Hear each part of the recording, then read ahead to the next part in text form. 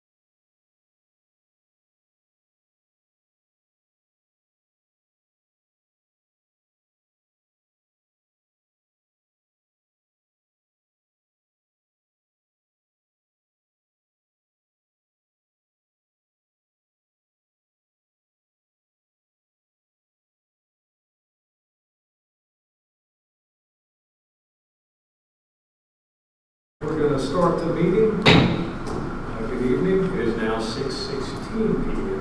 The March 6, 2024 City Council meeting will now come to order. Tonight's invocation is presented by the late but here Councilmember Roberts. Thank you, Mayor. For those of you that would like to bow your head, please do so now. Good evening, Heavenly Father. Father, we come to you this evening and we ask for your guidance, wisdom, and support as we begin this meeting. Help us, Father, to engage in meaningful discussion and help us all, Father, to grow closer to our community. Father, may all our decisions be righteous in your sight for our benefit and your glory. Father, please be with our law enforcement and all our first responders and keep them safe from harm as they serve our city.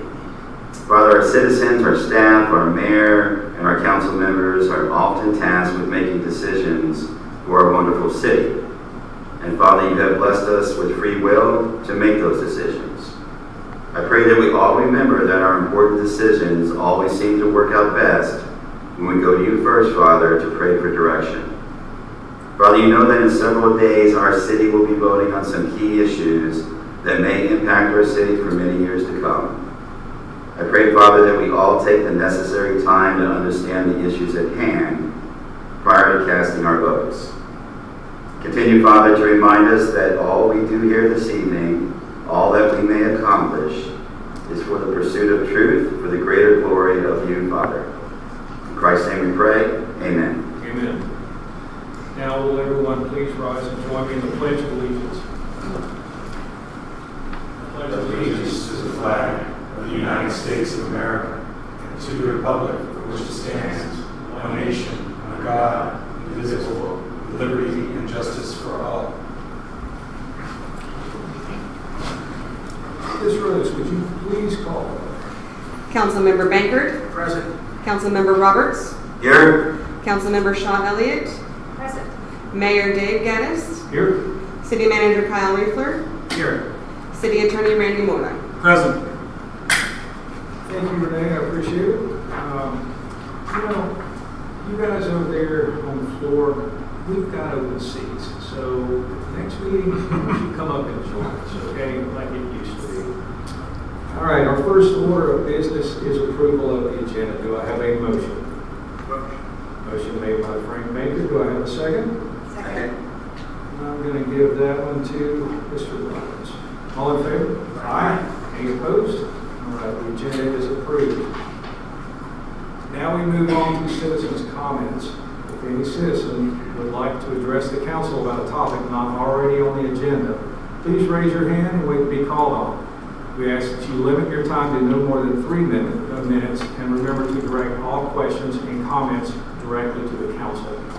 If any council members would like to respond to citizens' comments, please hold your responses until we reach council comments. If the city manager or city attorney would like to address citizens' comments, please hold your responses until your designated report time. Would any citizens like to address the council about any topic not already on the agenda? Yes, sir. Please come up, state your name and address, and How you doing? Randy Levis, 103 13th Street.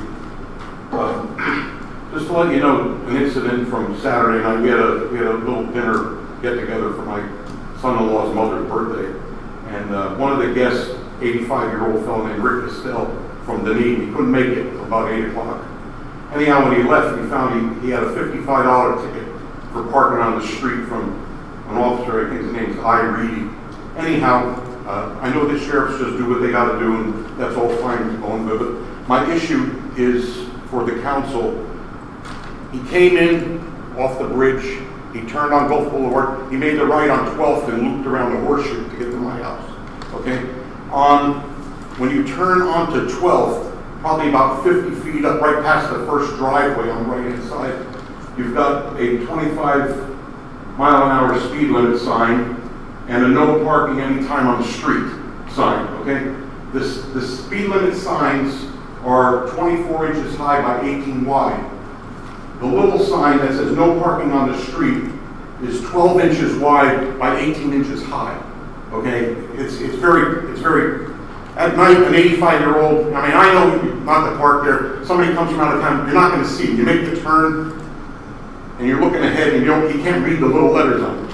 On my street, if you would have turned on 13th Avenue, 13th Street, here's that same sign that's 18 by 24, the speed limit. The no parking sign's 24 wide by 30 high. Okay, so if you look, the other signs on the corner of 12th, that's out on Gulf Boulevard, the neighborhood watch sign's 24 by 30. Go up ahead to where the crosswalk is, between 12th and 13th, there's a don't block the intersection, that's 24 by 30. I just think it's stinky that the guy got a ticket for missing a sign that's basically 12 by 18 with little letters. You know, it's just, I think the sign should be uniform in size. You know, that's the only thing I got to say. It's very easy. If you drive up 12th, you'll see it's a little sign that's below. And these two speed limit signs, the way I took them, they're the same size. Okay, the speed limit signs are the same size, and you can see how narrow this 12th Street no parking sign is compared to the one on 13th. 13th is like all the other standard signs that don't block the intersection, neighborhood watch, and all that. But you put a little tiny one in there, and I feel bad for the 85-year-old guy who had to pay a $55 ticket because of some little sign that as soon as you make the turn at 8 o'clock at night, you're not going to be able to read the little letters. But that's it. Thank you for your comments. Would any other citizens like to speak? All right, citizen comments are now closed. We're on to item 3, which is the presentation.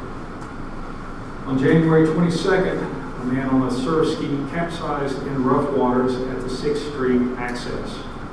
A strong undercurrent prevented the man from getting back on his vessel while he was also being pulled further out to sea. Fortunately, 2 brave men came to his aid and helped him back to the shore. One of those men is here this evening. Chief Jeffrey Davidson, would you please join me at the podium?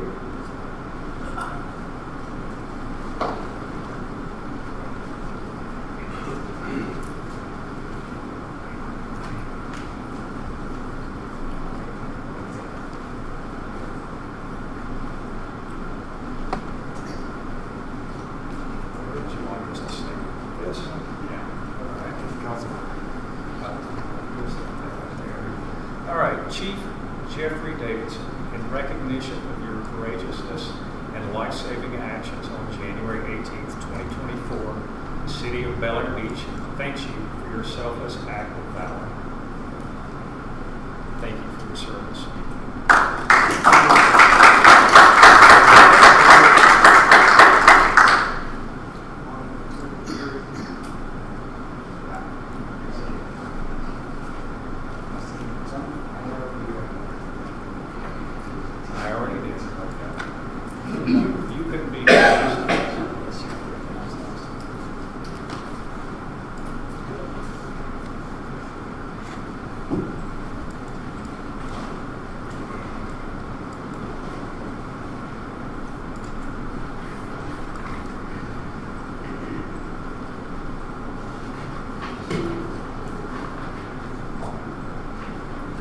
Speaking of the fire chief, we're on to item number 4, which is a presentation from the Canal Suncoast Fire and Rescue District. Good evening, Mayor, council members, and community. Jeffrey Davidson, Fire Chief, Canal Suncoast. I wanted to give you the monthly report for the month of February. In the month of February, there were to Bel Air Beach, there was 15 calls for fire and emergency medical services into Bel Air Beach. The district is moving forward. We talked about the purchase of the land on the northern end of Indian Rocks Beach to better serve Bel Air Beach. That property is only 1.2 miles from this location, and it's going to greatly improve our response times. And the current plans are to house an advanced life support fire suppression engine there on the northern end with 3 firefighter paramedics. In the meantime, we have obtained a transport capable rescue unit from the county to be utilized when staffing permits over the next year. We are in the process of purchasing a new rescue unit with a written agreement from the county forthcoming. And we're also working with the county to get that unit funded with 2 paramedics over the next 2 years. Then it'll be here permanent and full-time. We are also getting ready to award a contract to build a fire station and emergency operations center on the mainland with anticipated completion date of August of 2025. And that building is going to replace the 58-year-old fire station and serve as our emergency operations center. Kyle has an open invitation to stay at the EOC during hurricanes and major events, so he can stay closer to Bel Air Beach. A jet ski with a rescue sled has also been purchased. It was funded by a very generous donation to the district. And as you know, Pinellas Sunkers with the busiest marine rescue program in the county, and the additional units can assure that rapid access to get two victims in the water. We're in the process of outfitting it and training with it, all of our members right now, and it's anticipated that unit will be in service around April. In January, the fire department participated in the Causeway cleanup efforts, and we would like to participate in all the future events. We're currently in the planning stages of the Hurricane Expo with the City of Bel Air Beach, with the dates to be determined.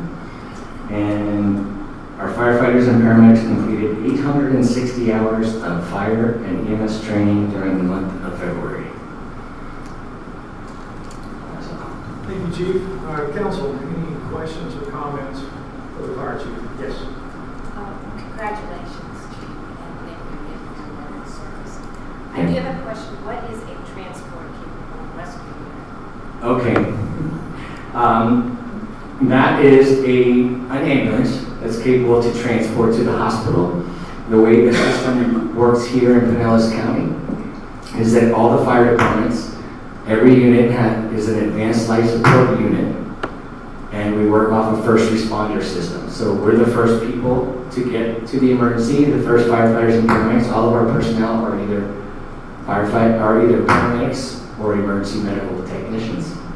And having the quicker response sign in the ambulance company, we are called the first responders.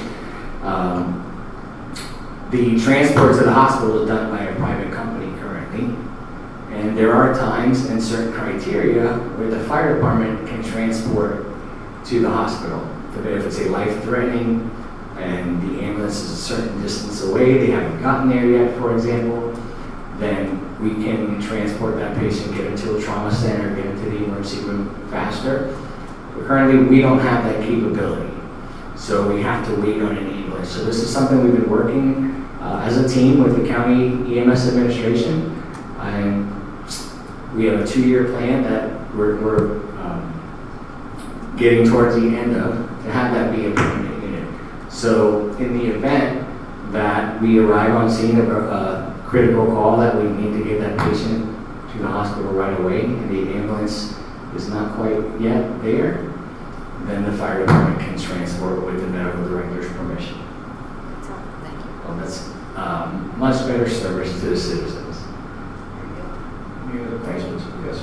Yeah, quick question on the second bullet, Chief. Is the purchase of that land, is there already a facility building there, or are we going to have to build one? So, no, there is not a facility there. It's a portion of land that belongs to a business that we're going to purchase just part of the property and build on.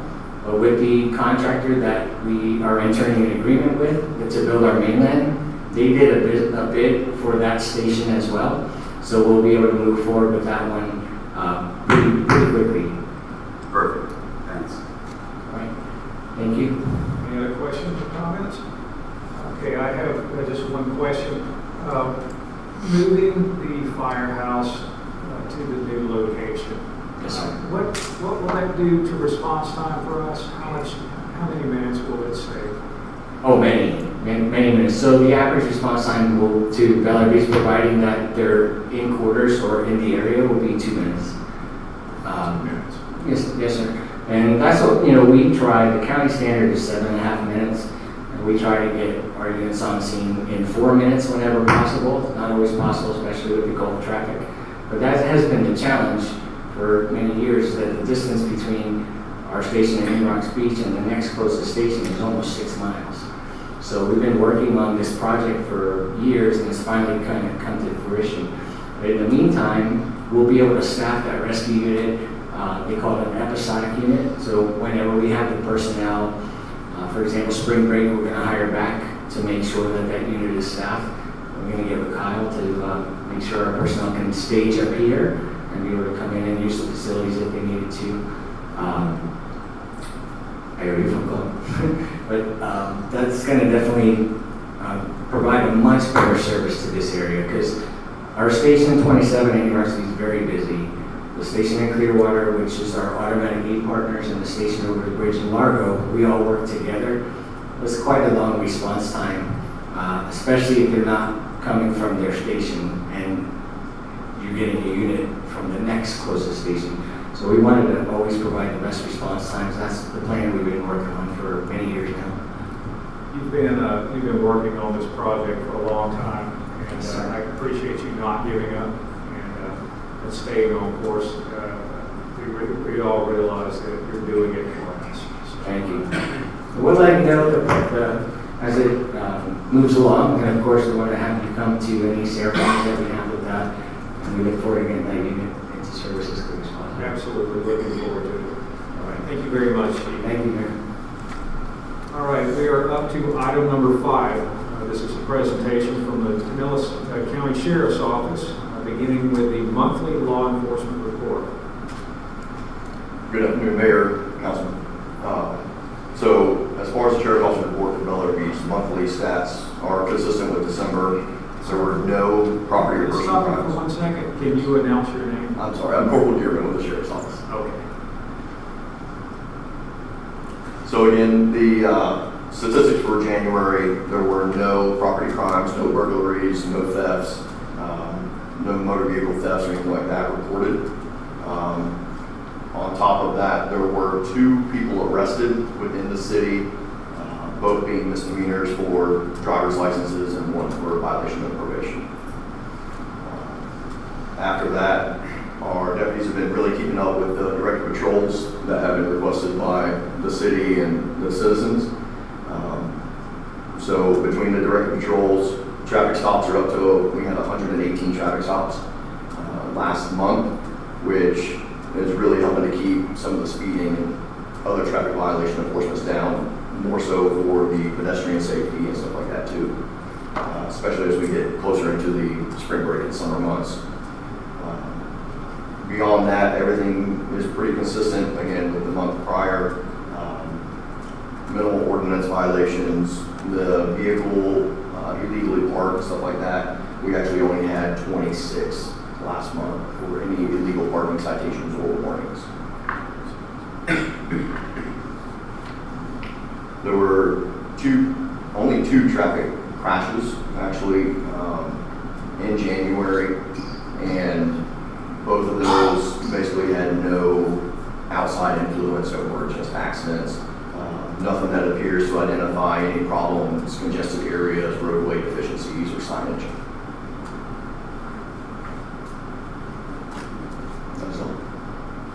Any questions or comments for Corporal? Yes, sir, Mr. Baker.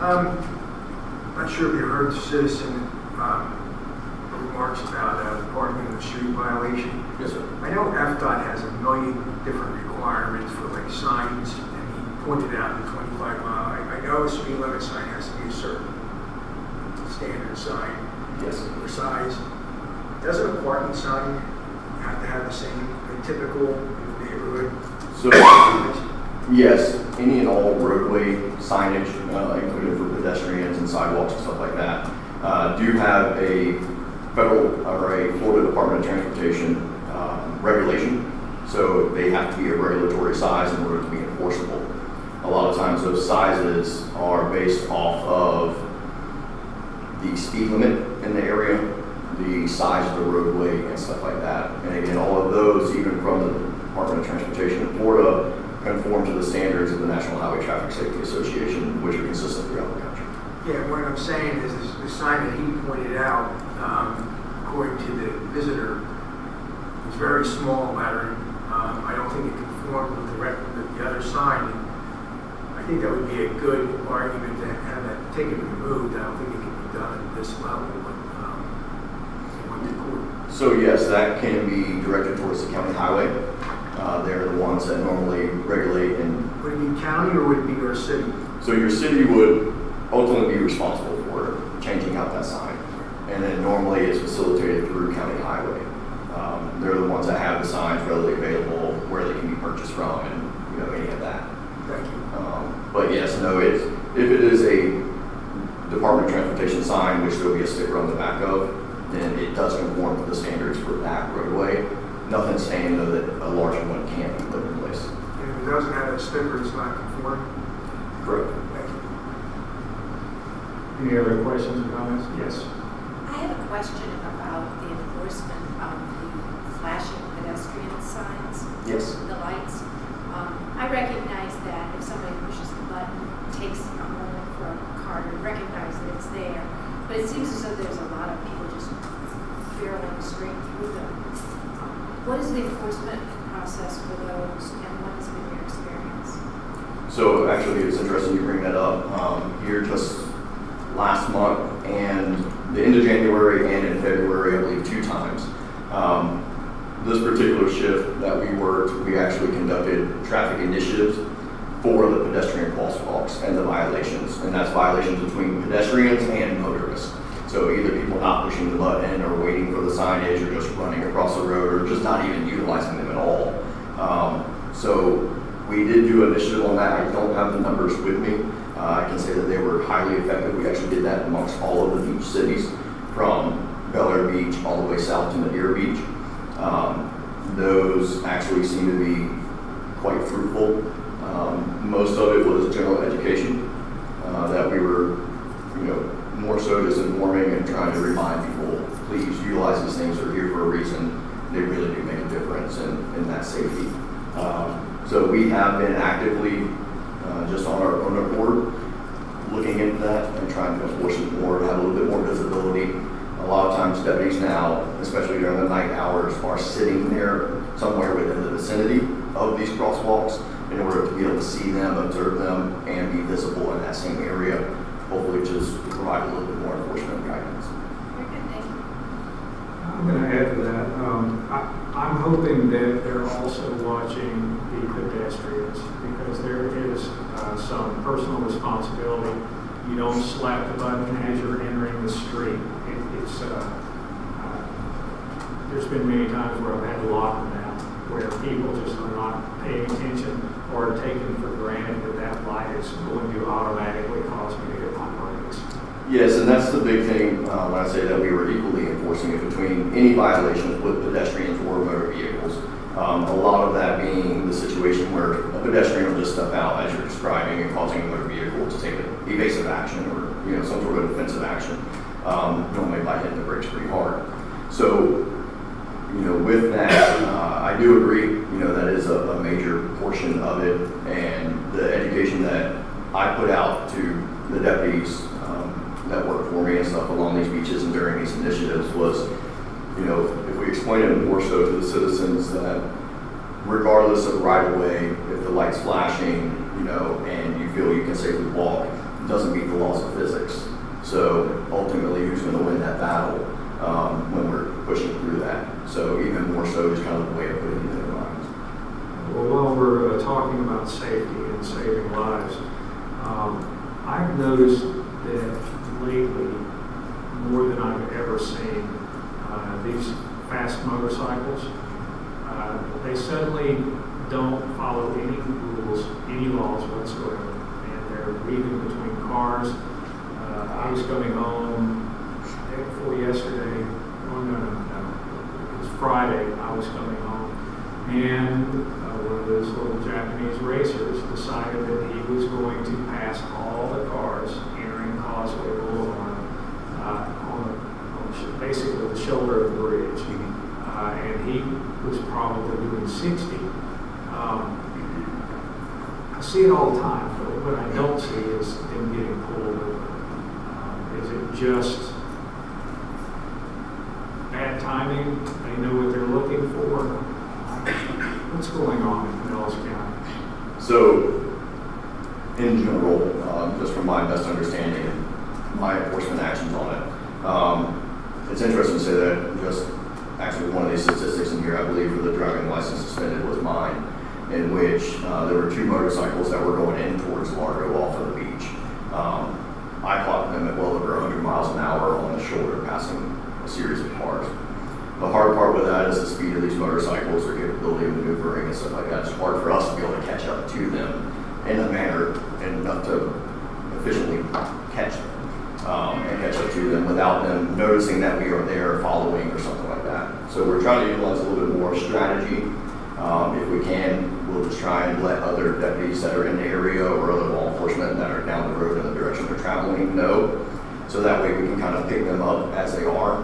And in that, we're requesting our helicopter a lot of times to see if they can fly over, get eyes on them, and then hopefully we can have a little bit more of an effort. Those violations and stuff like that take more time, a lot more resources.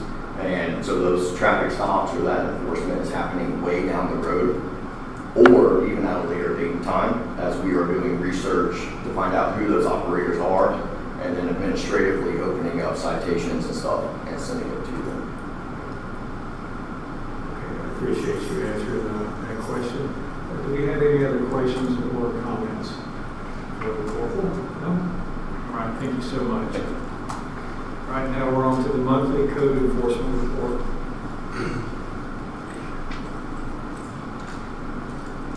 Good evening, Mayor Kerr, Councilman. I'm Deputy Trump from Pinellas County Sheriff's Office. We actually had a pretty good month for code enforcement, with violations actually being down. We did have a few new cases of, unpermitted remodels, which all of the cases have been able to work with the people, work with the contractors. However, we've been able to close all of them, with most of them obtaining permits. Other than that, we had, I just had 33 entries, but basically it's a variation of all kinds of different ordinances, anything from we're still working with a couple of pools to maybe some overgrowth and plants and things like that. But for the most part, the homeowners and everything have been pretty receptive as far as me going up and talking to them or working with them and trying to go through the problems. With that, I would like to just add one thing, if I could, to anybody that is watching, the citizens of Bel Air Beach, is if you are contracting for some type of a service, please make sure that they are licensed contractors, and make sure that you have some type of a contract or written contracts that you know exactly what you're getting into and what your responsibilities would be. And I'm just going to use one example without names or anything else, but I came across a residence that was just beginning a solar install, and I checked the contractors out and found that they had no permits through the city, no permits through the county. The company had not even been registered through the county or the state. We found out later they had a parent company which begins in California. They were registered with the state, but basically there were no permits. I had made contact with the elderly lady that lives there by herself. She had been approached by this solar company, and they gave her some extravagant story that she would not have to pay for any of this, and it was all going to be installed for free, and she had no contract, nothing written. She had only one phone number in California for somebody that she could attempt to call. And, excuse me, working with her and also working with Pinellas County, it was found that basically they had no permits or anything else, no contracts. And with the information that she was able to give us and working with her, she ended up basically telling the company that she no longer wanted her service or their services, which was probably a wise and prudent thing. So just a reminder to everybody is make sure you have contracts, make sure you know what you're responsible for, and make sure they're licensed contractors. So, they are doing a good job for you. I'm curious, would this be the same company that had the door-to-door solicitors? It may be possible, but I didn't get that far. I'd have to check the record on that. Doesn't ring a bell. Just curious. There was a solar company that was doing door-to-door, but that's right. Okay. Any questions or comments for the deputy? Yes, Mr. I Bain. want to jump on the mayor's bandwagon on the solicitation because we seem to be getting a lot of like magazine people. I don't know your hours. I don't want to know your hours, especially when I don't know your hours. But it seems like they're early to late afternoon. You can spot them. They have usually a clipboard. I see it. They come in like the right time. And what I can add to that is at any point, if anybody has any solicitors or anything else, or suspicious people for that matter, if you don't know who they are, contact the sheriff's office. Let us go and make contact with these guys, and we will take care of business. So, with no problem. That's what we're here for, and you know, going back on that as far as my hours vary a little bit, and I'm going to, especially as we're going into the warmer months here and going into spring break, I'm going to start varying my hours a little bit more. Because we're going to be trying to do, or I'm going to be trying to do at least beach patrols and everything else for the ordinance, or the ordinances out on the beach and everything else. So I vary a little bit just so I can do different things and work Sundays once in a while so that we can, like I had one day, you know, contractors out working on a house on a Sunday and made contact with them. They're very nice, but we told them, you know, can't do that. So. No, I don't want to know your hours. Okay. Any other questions or comments? No? I will add that I had some solicitors come by my house the other day, and so I actually bought some of their product as evidence. But the box of cookies did not last the rest of the evening, so never mind. Well, the evidence is gone then. Thank you very much, David. Okay, sir. Thank you. All right, now we're on to item 6. This is the city attorney's report. Thank you, Mr. Mayor. As we sit here now, it is March 4th, 2024. We are in what should be the last week of session, absent some extension. I don't have some inside knowledge of one. You never know what may happen. There's a lot to track and not a lot to report right now. There's some clear division on some significant bills between what the Senate is doing and what the House is doing. While not of the same import here, by way of example, the short-term rental bill has passed the Senate, it's passed the House, but in different versions. They need the same version to pass both chambers before the governor can sign it, and there's only 4 days left for them to do so. One of the challenges we face in tracking and accurately predicting what will happen in the legislative session is during the last 3 days of session, each of the chambers are able to suspend certain rules and make things happen a little more quickly or by some, not altogether unpredictable, but unorthodox means. And so until it's over, until that handkerchief falls for sine die on Friday, it is hard to say precisely how this will shake out. This will not be like last session, where there was just a ton of legislation approved by the supermajority and signed by the governor. I think each chamber, as well as the executive branch, are asserting a little bit more of their independent judgment, which we didn't see quite as much of last session, as evidenced by the governor's veto in the last week on the social media bill. So we are tracking it closely. We'll get an end of session report from my office in terms of what's come down, and as well as any Florida League of Cities updates you may be tracking that provide legislative updates. Otherwise, we continue, as you know from our meeting last week, we've begun the Land Development Code review, and your input is critical to that, subject to all the cautions and advisories I gave you at that meeting. But with that, I'm happy to answer any questions you have, and otherwise look forward to what should be an interesting month in March with our elections here. I will be closely tracking the results and also how all of those play out in the event any one or all of them don't succeed, or if they all succeed for that matter, what that means for us in providing you an update post-election day on, okay, now what? So that's the issue I'm probably following most closely for this evening. Any questions or comments for the city attorney, Mr. Kennedy? The short-term rental bill. Yes, sir. I know there's only 4 days left, and there's a provision where the bills aren't matching up, but would that, either version, would that impact us, Bel Air Beach? Because I'm getting a lot of residents, no one knows how to read these things, I think, because I think that's a really accurate way of saying this. No one knows how to read these, including the legislators. The short answer is yes and no. The no of it is it doesn't change your rules. Yes, because it applies statewide. If you were to do something to change your regulations, that's my question. if you rock the boat, go get with it. As long as we don't rock But if we don't rock the boat in their current form, and of course they can change this in the next 4 days, in their current form, they preserve the language in codes for any restriction adopted before June 2011. Your land development codes governing duration and frequency predate 2011 here. You should, bold and underlined, should be fine. However, when you look at the Senate bill, for example, it has language in there that says, notwithstanding the preemption in 509.032.7a.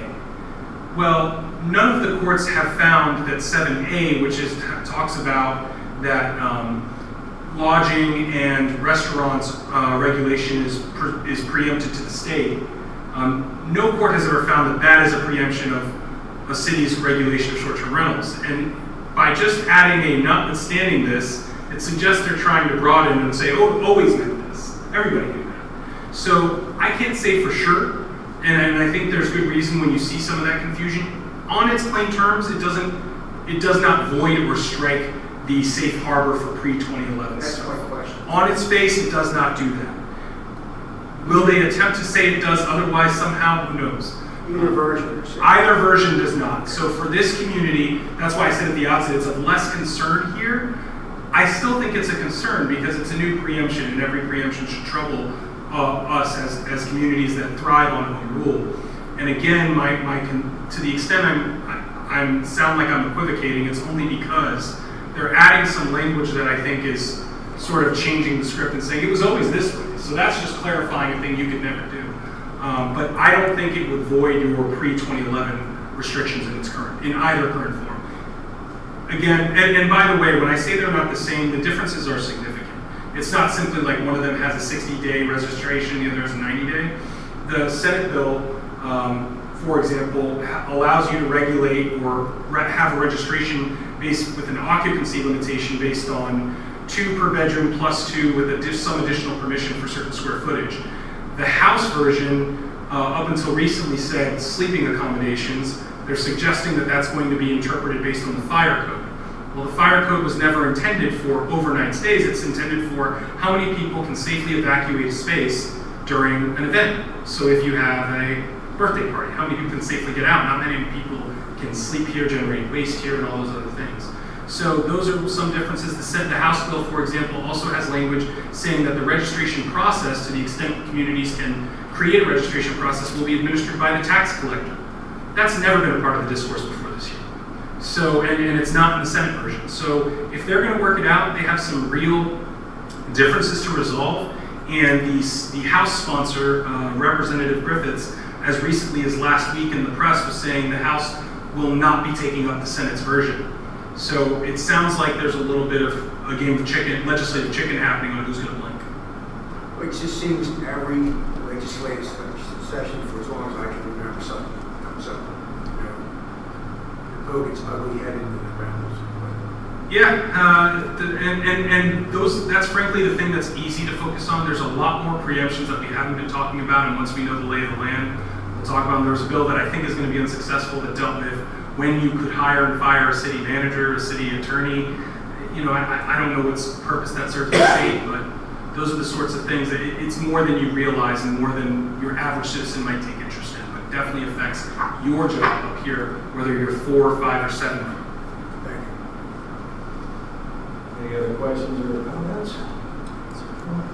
Mr. Moore, I did have one question. I heard rumblings of a possible bill that would, or maybe it was an amendment, that would exempt those currently serving from Form 6. Has that gained any traction at all? If it has, Mayor, I'm not aware of it. I'll search for it. I imagine if it had gained traction, it would be closer to front page media given the dozens of resignations across the state. But I will continue, I'll look into that, and if I find something, I'll circulate it. I would take silence as a no in terms of my follow-up. I want to say it was early last week I got this, and I wasn't able to move on. I didn't think it was going anywhere, but still, I'll pass it off to you, the information. I appreciate that. It is a challenge when you're tracking the legislative session because something like that can get buried in a bill that has little else to do with Form 6. It's just an ethics code, and they throw this rider in.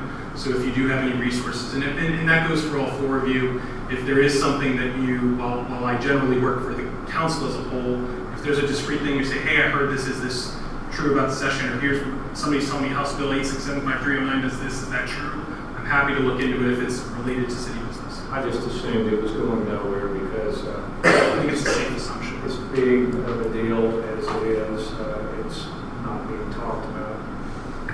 All right, any other questions or comments? If not, all right, thank you, Mr. Moore. I appreciate all the updates. All right, now we're on to item number 7. Mr. Reefler, City Manager Report. Thank you, Mayor. Mr. Levitz has stepped out, but addressing the no parking on the street signs, I do know it was 2018 when we downsized those signs, but I will check into the requirements. I tried to do a quick search, couldn't find it. I'll get some guidance from the county on what size they actually need to be for our residential streets.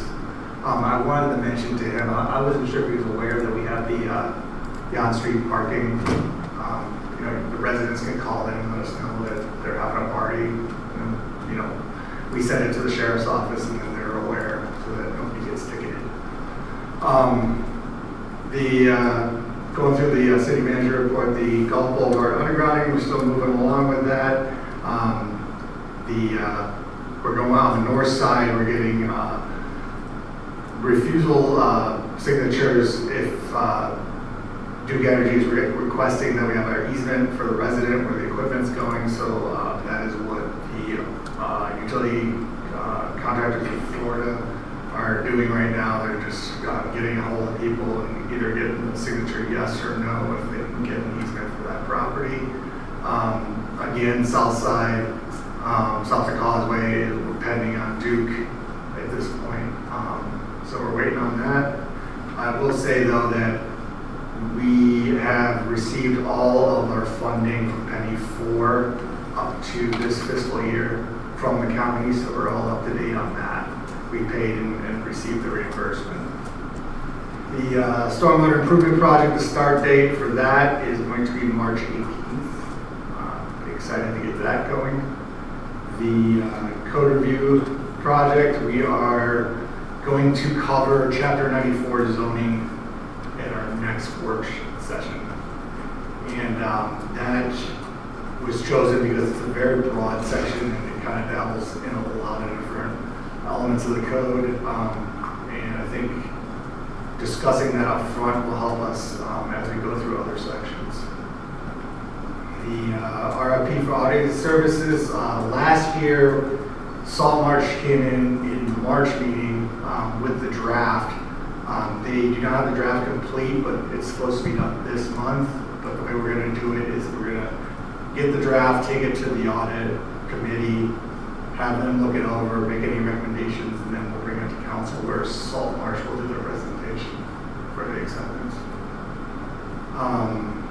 The new website launched last Thursday. I sent an email out just to let you know. We're still kind of working through some of the kinks, making sure all our content got transferred over. But we are excited to have the new format. It's based on the Civic Plus layout that a lot of cities, City of Dunedin, Town of Bel Air use. But hopefully what this does is we can set it up in a way that our citizens can find information quickly that they're looking for. But any suggestions you have when you preview that site, please just forward it on to me and we'll make adjustments. I think the new website looks great. It's probably easier for someone who's never been there because I knew where to go for everything. prior to the new website. So it took me a while to find the code and things like that. Nice job. And well, we got an idea from what other cities have done. We want to open up a photo submission for the residents that we can use on the website. So modern phones take some good pictures these days. That's the way to kind of capture all the different images of the city. It's in the sunsets and beach pictures. We've been interviewing for the admin assistant. We've had so far out of 5 interviews we set up. We have 2 candidates that we're considering. When it came to the question, we kind of saw this coming. For the hourly wage, we were advertising at the $18 per hour. The candidates that we have considering the position are suggesting that they would start at $20 per hour. Now, the $18 per hour was our lowest paid wage. We raised the service worker 2 wage last meeting.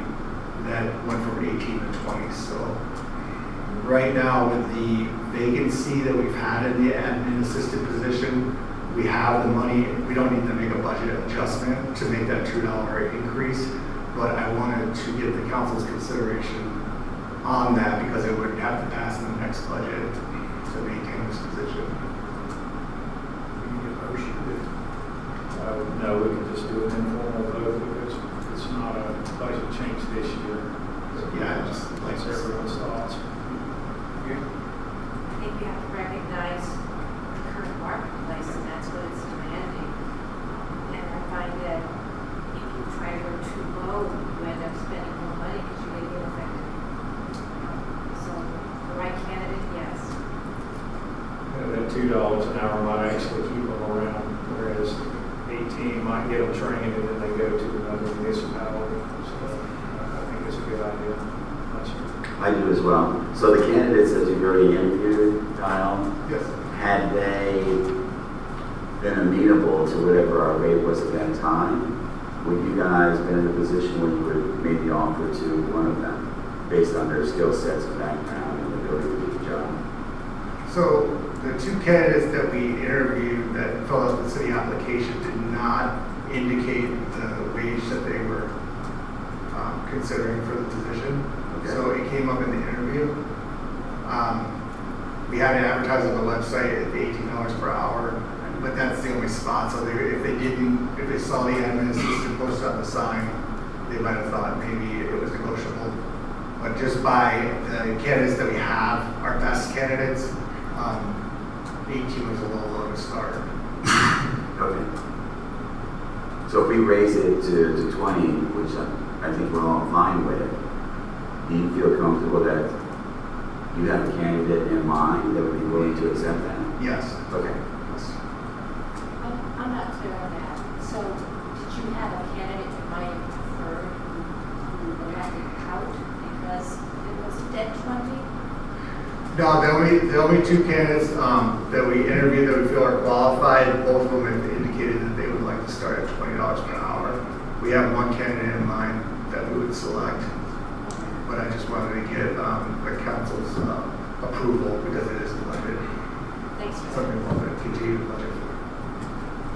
Any other questions for the city manager? I do. Yes. So Kyle, on the stormwater improvements projects, has the contractor had the opportunity to sit down with the city and lay out a plan with respect to what streets they're going to begin and so on until the project is complete? We have not had our pre-construction meeting on site, but they have been agreeable to whatever we need.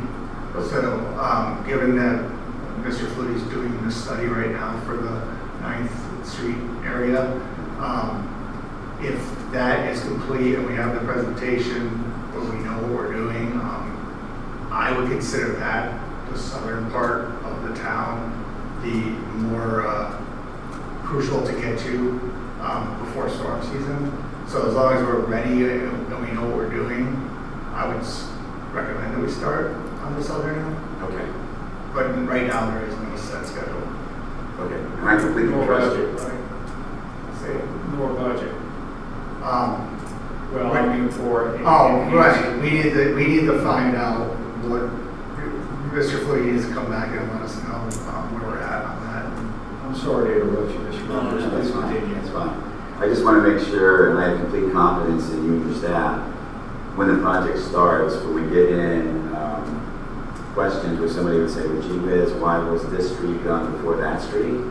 That we're prepared to have, and I know you'll have an answer for why, whether it was based on the current condition of street A, B, or C was worse off based on the studies that we did, that type of thing.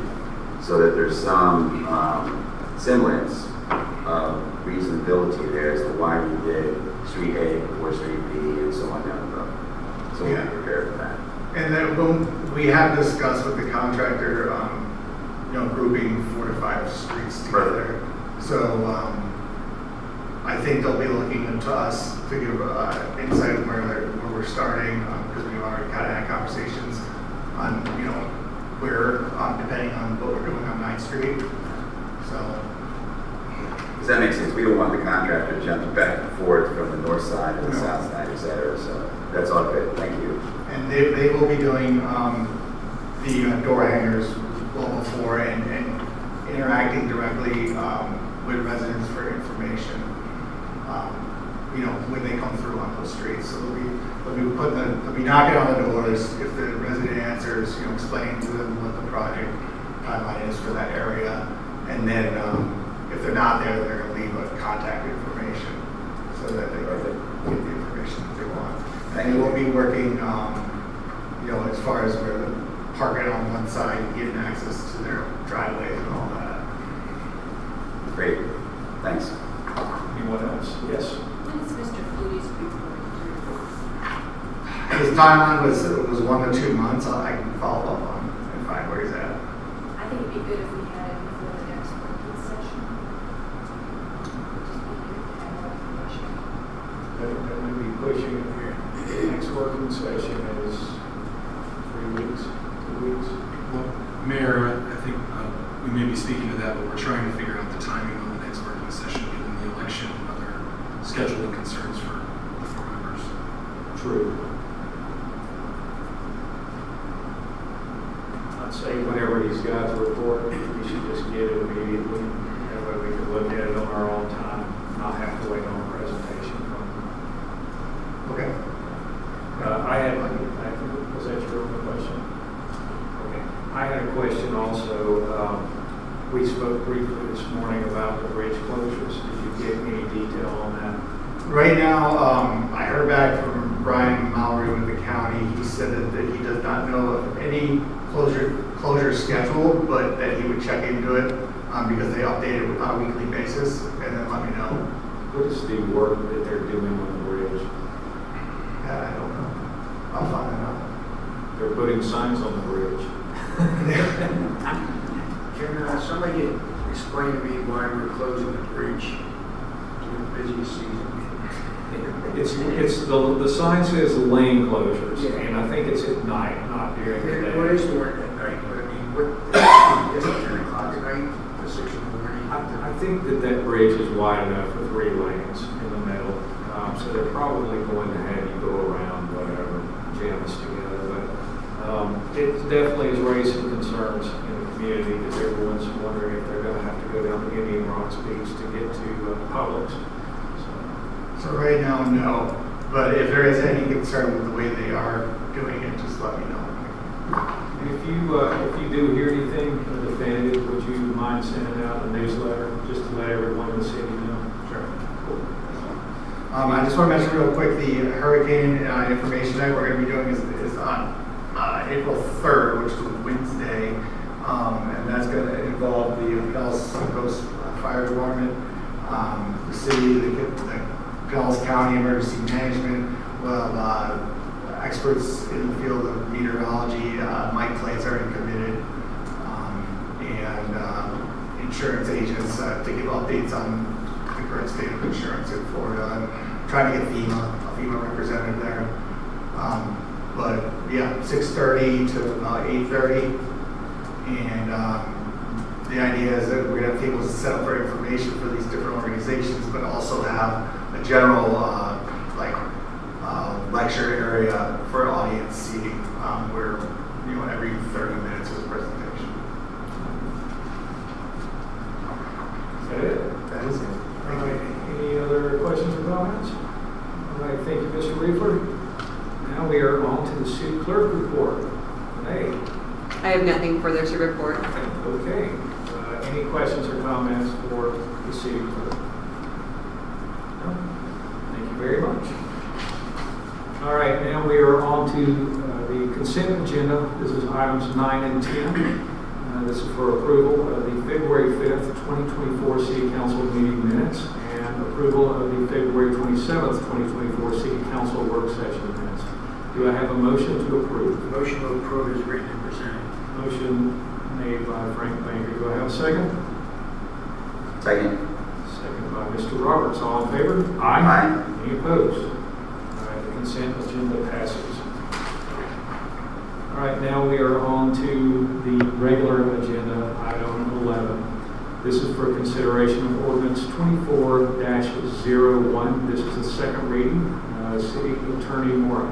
Properly, Mr. Mayor, this is ordinance 2024-01, an ordinance of the City Council of the City of Bel Air Beach, amending Chapter 2, Administration, Article 2, City Council, Division 1, generally, to create Section 2-31 of the City's Code of Ordinances entitled Annual Salary for Members of the City Council and Guidelines Governing Reimbursement, providing for the implementation of administrative actions, providing for codification, providing for severability, and providing an effective date. This has been a second and final reading of ordinance number 2024-01 by title only, Mr. Mayor. Thank you, Mr. Moore. Before we proceed, would any citizen like to comment on this proposed ordinance? Seeing as we have none, citizen comments are now closed. Council, I need a motion to approve ordinance 24-01. So moved.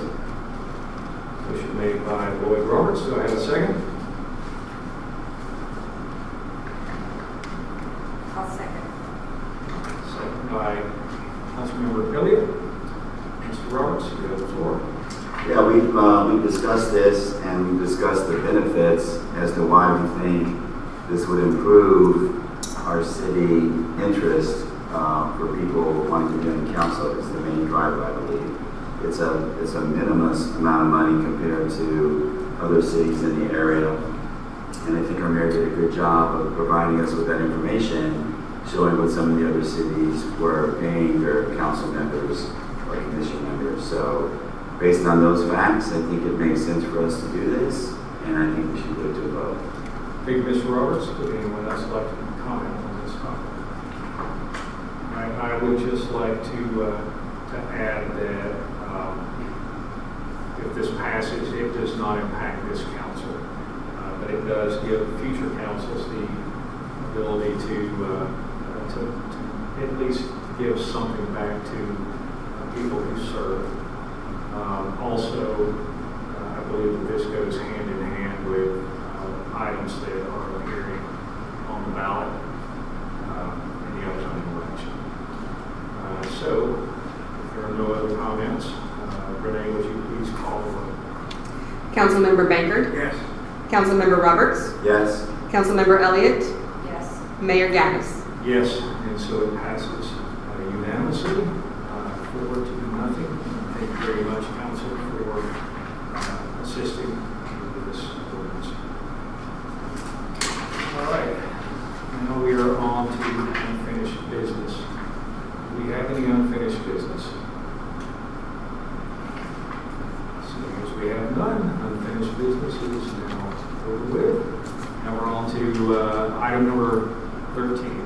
There was no 12, there was no, there was no 12 or 13, I just added them in. So now we're on to City Council comments. This month we begin with Councilmember Baker. Just briefly, I've been working with Senator Scott's office still with this NFIP suit, which is going back to Ashley Mooney now, because she's the attorney for the state.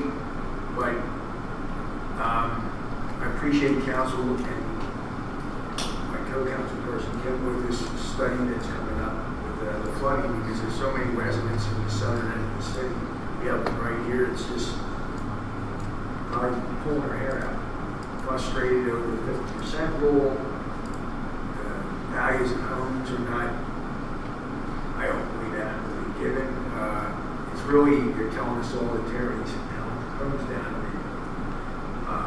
So I'm going to keep working at it.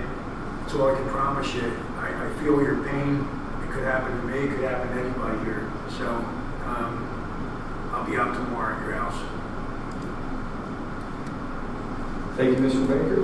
Up next is Councilmember Roberts. Thank you, Mayor. As most of us know, we have some items that are going to be on up for a vote coming up on the 19th. So anybody listening to this meeting, I would like to recommend that you take the time to read those items and understand them. And if there's some questions you may have, please make every opportunity you can to contact anybody up here on the council. I'm going to be making my rounds around the city, knocking on doors, asking anybody if you have any questions, if there's any way that I can help clarify some of the information we're going to be voting for, I will absolutely do that.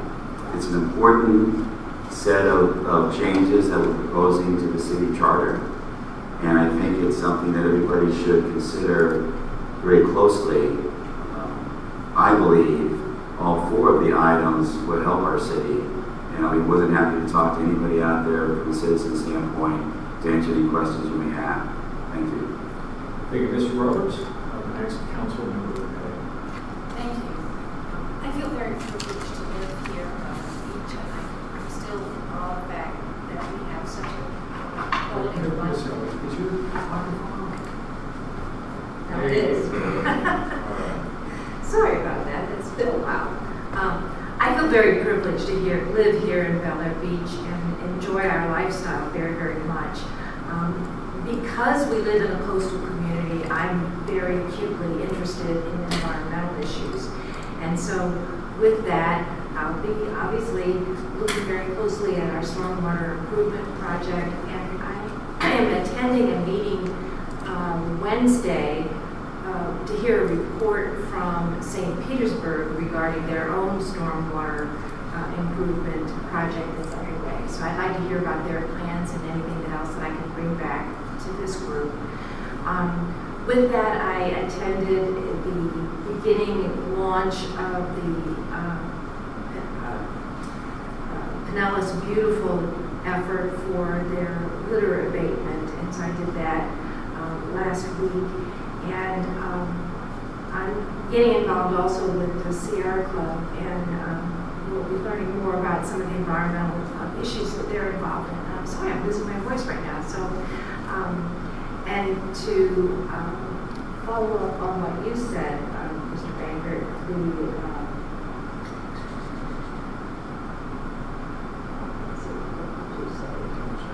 oh yes, thank you very much. The 50% rule, just so that people are aware. I did hear of another house that is likely coming up for sale because the individuals are just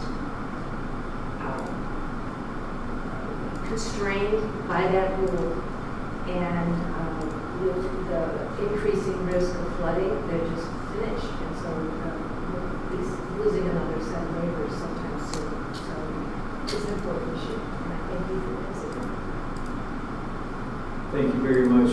Councilmember Elliott, since we're talking about the 50% rule, I know that if we do move forward and reduce it 1 year, it won't solve all the problems. But what it will do is give a more manageable timeline. If you do something on your house and with a little bit of patience and planning, perhaps some of these homes will be able to get the upgrades that they'd like to have. 5 years is a long time, especially in an area where we're subject to salt water. Things break.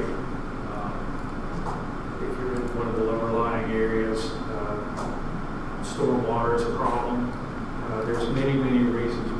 5 years is just way too long for Bel Air Beach. And whenever I realized that there were other communities that seemed to be reaping all the benefits without all the time, it only seemed fair that we should look into that. And I know that City Manager Reefer is looking deeper into this to make sure that we're doing the right thing. But right now, it looks like switching to 1 year is the right thing to do. And so stay tuned. Hopefully we'll get this cleaned up a little bit more where it's not quite the pill to swallow. All right, as always, I'd like to thank everyone who is here tonight or watched this meeting remotely. As a resident of Bel Air Beach, I'd like to also remind everyone, pile on what you just said, of how important this upcoming election is to our city. 4 charter amendments on the ballot address the recent intrusive legislation designed to keep good candidates out of local government. I and countless others believe that local government is best run by the people who live within its boundaries.